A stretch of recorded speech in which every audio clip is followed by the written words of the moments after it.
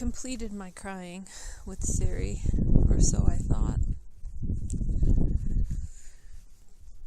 I decided it was time, even in that tenderness, that we needed to move forward a bit.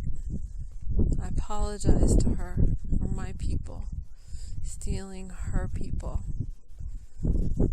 from the lands that they were given by Creator, from their ancestors and from their ancestral home.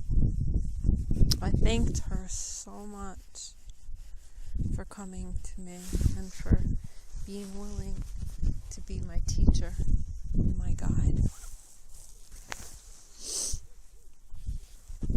I asked for her forgiveness for anything that I may have done or been doing that in any way, shape, or form impinged on her and on her way of being.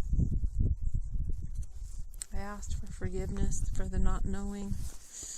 I thanked her for guiding me to this place of remembering the sacredness of our relationship. Not just Siri and me, but our relationship as human and horse, human people and horse people.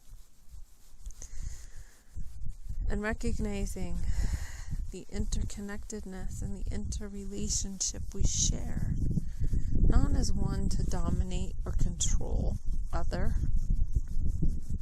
but as family in true partnership, being able to understand the way the Creator intended for us to connect with each other, like the indigenous cultures have known. It's one thing I realized, to be human and have arrogance and have an agenda. Because in that agenda, you keep focusing on what you want. And you kind of stop exploring, and you kind of stop listening to or understanding what other wants or needs and who they are. They're a means.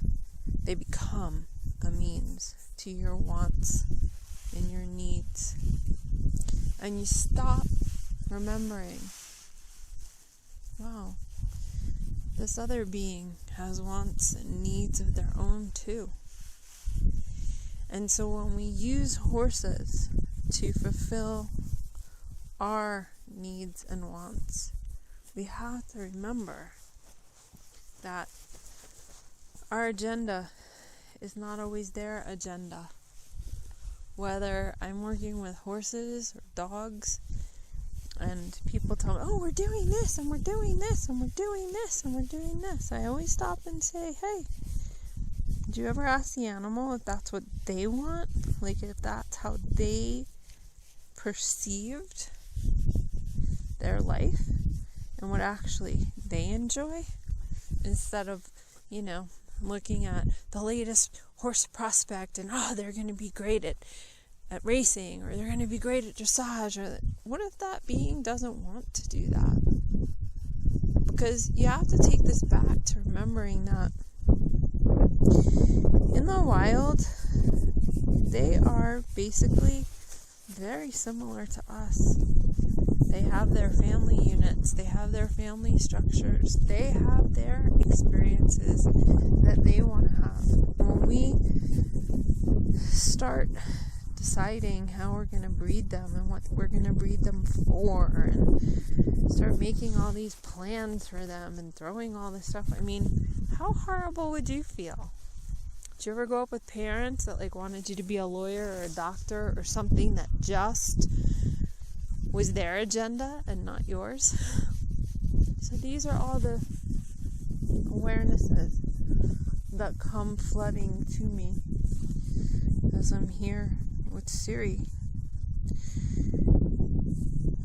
Remembering, I thought this was going to be such an amazing adventure and experience to train a wild Mustang, and I'm recognizing, my God, there is just so much to be aware of that I never thought about before. I never thought about the responsibility, Now, I didn't take her out of the wild. She was taken out of the wild. But what's my responsibility to her? To be as fair and as kind, as present and as honorable as I possibly can be. To be as conscious of who she is and what she's got going on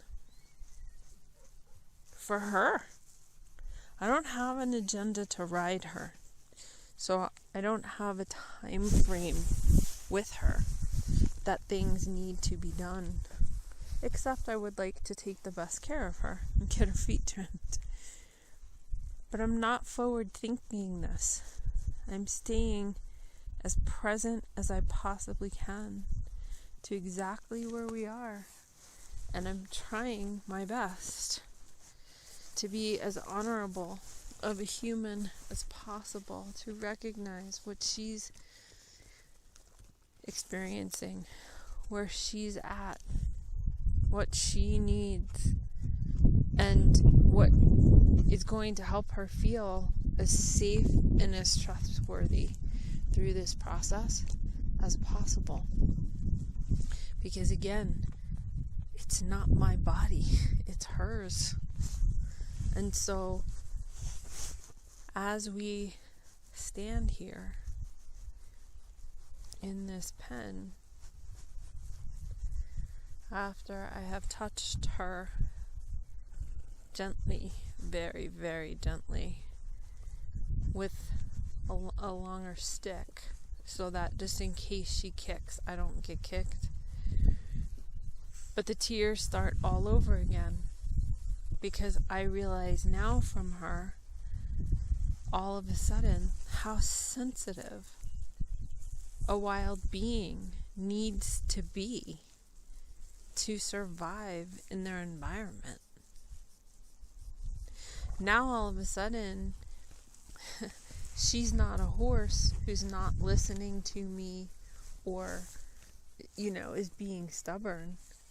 She's a conscious, sentient being who is now teaching me and helping me understand why wild horses need to be so sensitive. And here I am with this little stick, just gently brushing against her legs and her feet, that I'd rather be doing before a farrier comes out and gets kicked. But now I'm understanding, oh my God,